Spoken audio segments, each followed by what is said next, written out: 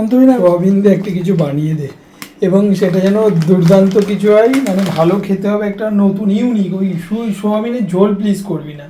আবার আজকে নিরামিষ। হ্যাঁ, ও মঙ্গলবার না, পেঁয়াজ রসুন দিবি না তাহলে? না, পেঁয়াজ রসুন ছাড়াই করতে হবে। তাহলে তো চাপ হয়ে যাবে। চ্যালেঞ্জের মুখোমুখি হয়ে গেছে অন্তরিনা, তো দেখা যাক কি হয়। চল তাহলে, আমি কড়াই নামিয়ে নিয়েছি, কড়াই বসিয়ে দিলাম, এই দিয়ে দে। আপাতত জলটা দিয়ে সোয়াবিনটা ফুটতে দিই।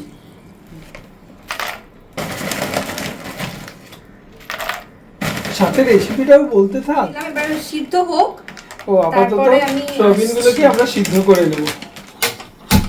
গ্যাস জ্বলে গেল, একদম কড়াইয়ের মধ্যে আগে থেকেই জল দিয়ে দেওয়া হলো, তারপর সোয়াবিন দিল। তাহলে আমরা সোয়াবিনটা সিদ্ধ হওয়া অবধি তারপরে ফিরে আসছি। চলুন। সোয়াবিন কি সিদ্ধ হয়ে গেছে? হ্যাঁ, সোয়াবিন সিদ্ধ হয়ে গেছে। পাত্রের মধ্যে কিছু কাজু বাদাম, চার মগজ ভিজিয়ে রাখবো। তারপর এটাকে পেস্ট করবো। পরে পেস্ট করা হবে, তাই তো?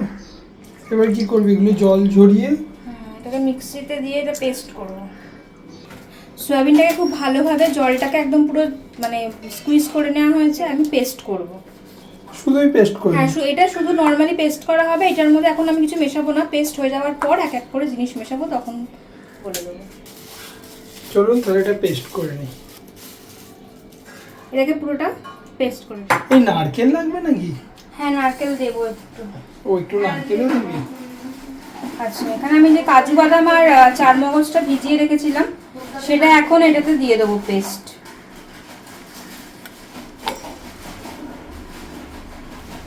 ভিজিয়ে রাখলে মানে নরম হয়ে যাবে এবং সেটা পেস্ট করতেও সুবিধা হবে। আর এটার সাথে আমি আর একটা জিনিস এটার মধ্যে অ্যাড করব।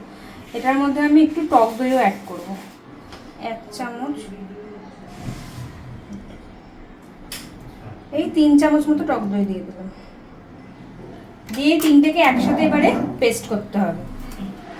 আচ্ছা, এটা তো সয়াবিনটাকে আমি খুব ভালো করে গ্রেট করে নিয়েছিলাম, মানে পেস্ট করে নিয়েছি। এর মধ্যে দিয়ে দিচ্ছি এখানে গ্রেট করে রাখা আলু।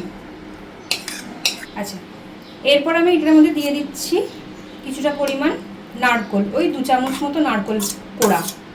এরপর এটার মধ্যে আমি দেব 2 চামচ মতো ময়দা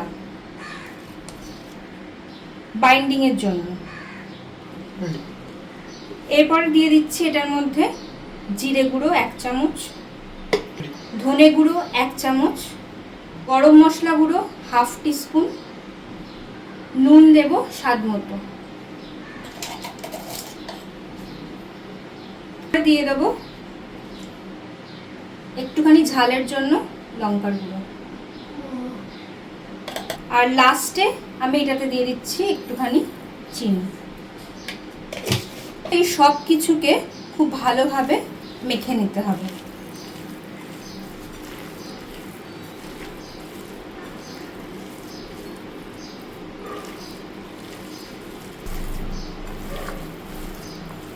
আচ্ছা, আমার কিন্তু এটা মাখাটা একদম রেডি হয়ে গেছে। এরপর আমি নিয়ে নেবো একটু হাতে ঘি বা তেলও আপনারা নিতে পারেন।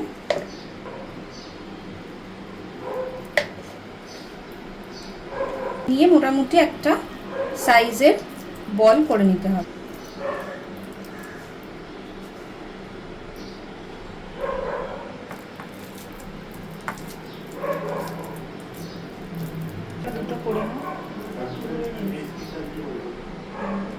এইভাবে আমি যতগুলো হয় সেরকমভাবে বল বানিয়ে নিচ্ছি। আচ্ছা, এরকম কোফতা বানাতে বানাতে না আমি না একটা জিনিস দিতে ভুলে গেছিলাম। এখানে একটা করে আমি কিশমিশ অ্যাড করে দিয়েছি। ঠিক আছে, আপনাদের বলতে ভুলে গেছিলাম। এটা একটা কিশমিশ আমি ওখানে অ্যাড করে দিলাম, যাতে টেস্টটা আরও ভালো হয়। এই তো হয়ে গেছে এটা। এবারে আমরা এটাকে ভাজবো। সাদা তেলে ভাজবে না সরষের তেল? না, সরষের তেলে হবে না, সাদা তেলেই ভাজবো।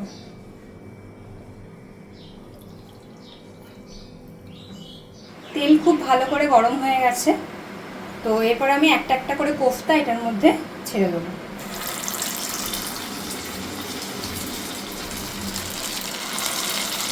আগে দুটো দিয়ে দেখবো কি হচ্ছে, তারপরে আমি বাকিটা দেবো। কোফতাগুলো কিন্তু খুব সাবধানে ভাজতে হবে, বেশি তাড়াহুড়ো করে বা ওলট পালট করে কিন্তু খুব তাড়াতাড়ি ভাজা যাবে না, কারণ খুবই নরম হয় কোফতাগুলো, সেই জন্য খুব আলতো হাতে সময় নিয়ে কিন্তু একটু ভাজতে হবে। আচ্ছা, এরপরে আমি আরও দুটো কোফতা এটার মধ্যে ছেড়ে দিলাম। সবকটা কোফতা আমি একটা একটা করে ভেজে নেব। অন্তরিনা কত দূর? এই প্রায় হয়েই গেছে। ওই তো দেখে মনে হচ্ছে তালের বড়া। যাই হোক, সয়াবিনের কোফতা হ্যাঁ, ready হচ্ছে। মারাত্মক, মানে একটা মানে ইনোভেটিভ একটা কুকিং যেটাকে বলে। তেলটা একটু ঝরিয়ে নিয়ে তুলবেন। এরপরে বাকি কোফতাগুলোও আমি একটা একটা করে দিয়ে দিলাম।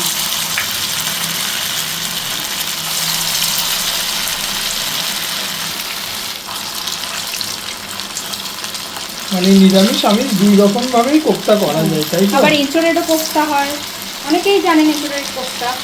এটা যেহেতু খুব ভালো করে গরম হয়ে গেছে, সেই জন্য খুব সুন্দরভাবে কিন্তু দেখুন ভাজা হয়ে যাচ্ছে। দেখুন আমার কিন্তু এখানে একটা কোফতাও কিন্তু ভেঙে যায়নি। যখন দেখবেন কোফতাগুলো একদম ইনট্যাক্ট রয়েছে এটা একদম, তখন ভাববেন আপনার একদম কোফতার পরিমাণ মানে যা মেজারমেন্ট করেছি একদম ঠিকঠাক। কারণ কি, কোফতা যদি মেজারমেন্ট ঠিক না হয় তাহলে কিন্তু সেগুলো ভেঙে যাওয়ার চান্সেস থাকে। দারুণ দেখতে লাগছে। এবার কি হবে? এরপর এতটা তেল লাগবে না না, বলছিস? তেলটা কমিয়ে আবার ফিরছি। তেলটা তো আমি কমিয়ে নিয়েছিলাম। এরপরে আমি এখানে দিয়ে দেবো মতো দারচিনি, দুটো এলাচ, দুটো লবঙ্গ, চিনি, কাশ্মীরি লঙ্কার গুঁড়ো, তাহলে কালারটা খুব সুন্দর আসবে। আর এখানে কিন্তু আমি কোনো রকম হলুদ ব্যবহার করব না, গোটা জিরে এবং কিছুটা পরিমাণে আদা।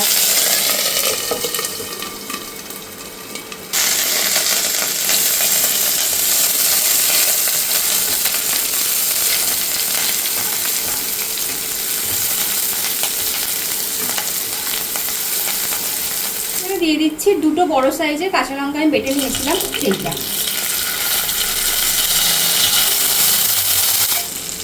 1 চামচ মতো জিরে গুঁড়ো, 1/2 চামচ মতো ধনে গুঁড়ো। আর অবশ্যই কিন্তু এখানে গ্যাসের ফ্লেমটা কমিয়ে দেবেন, তা না হলে কিন্তু মশলাগুলো পুড়ে যেতে পারে। আচ্ছা, এবারে যখন আমি টক দইটা দেব, এখানে কিন্তু আমি টক দই আর কাজু বাদামের যে পেস্টটা করে রেখেছিলাম সেটা আমি এখানে দেবো এবং গ্যাসের ফ্লেমটা কিন্তু কমানোই থাকবে।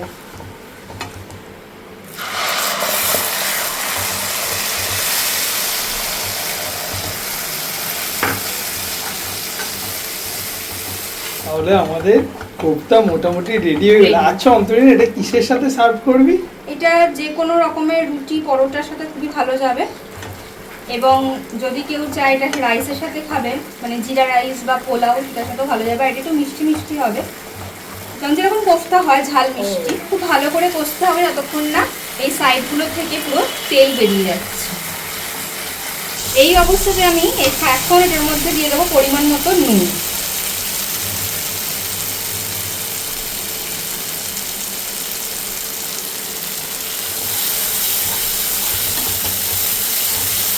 আর যেহেতু কাজু বাদাম দেওয়া আছে সেজন্য কিন্তু এটা নিচে লেগে যেতে পারে, সেই জন্য আমি অল্প পরিমাণ জলও এই টাইমে অ্যাড করবো এটার মধ্যে। যে বাটিটা ছিল যেটা রেখেছিলাম পেস্টটা, সেটা ধুয়ে আমি একটু জল এটার মধ্যে মিশিয়ে দিচ্ছি। এবার কি এটা ফুটতে দিবি কিছুক্ষণ? ঝোলটা বেশ ভালো করে ফুটে গেছে, ঠিক আছে।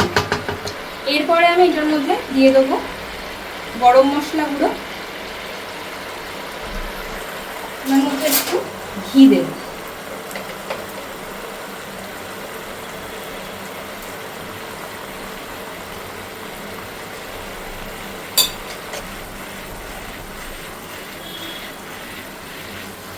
এবার কি এর মধ্যে ওই এগুলো ছেড়ে দিবি? না, কোফতাগুলো আমি এটার মধ্যে ছাড়বো না। আমি কোফতাগুলো অলরেডি কথা বলতে বলতে এখানে আমি কোফতাগুলো এরকমভাবে সাজিয়ে নিয়েছিলাম, গ্রেভিটা আমি এটার মধ্যে দিয়ে দেবো।